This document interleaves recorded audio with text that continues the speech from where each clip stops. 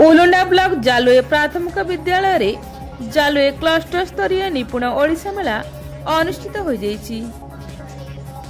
एही अवसर रे प्रधान शिक्षयित्री पुष्पा महंती अध्यक्षतार और जालुए सीआरसीसी वृंदावती जगदलांक आवाहन क्रमे अनुष्ठित उद्घाटनी उत्सव रे मुख्य अतिथि भाव में शिक्षाविद देवेंद्र बघार, सम्मानित अतिथि भाव में शिक्षक कालिया पंडा, अवसर प्राप्त गोष्ठी शिक्षा अधिकारी शशिभूषण सेठी, कादोदर सीआरसीसी समीर जगदला, विद्यालय परिचालना कमिटीर सभापति जोग देथिले।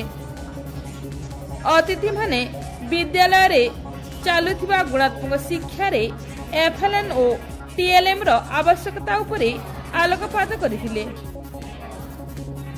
एही कार्यक्रम रे विद्यालय रो परिचालना कमिटीर सदस्य सदस्या, क्लस्टर रो अन्यान्य विद्यालय रो शिक्षक शिक्षयित्री उपस्थित थिले। क्लस्टर रो विभिन्न विद्यालय रु 130 जन रु ऊर्ध्व छात्र छात्री, 50 जन रु ऊर्ध्व अभिभावक तथा क्लस्टर रो प्राय 20 जन शिक्षक शिक्षयित्री उपस्थित थिले।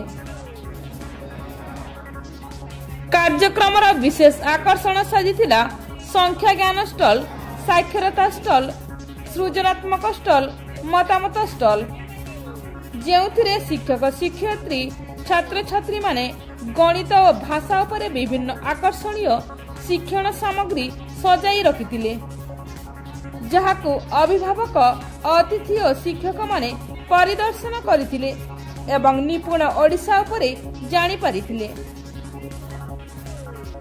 शिक्षक जन्मेजय त्रिपाठी और क्षेत्रवासी प्रधान पुरस्कार वितरण रे सहयोग करथिले।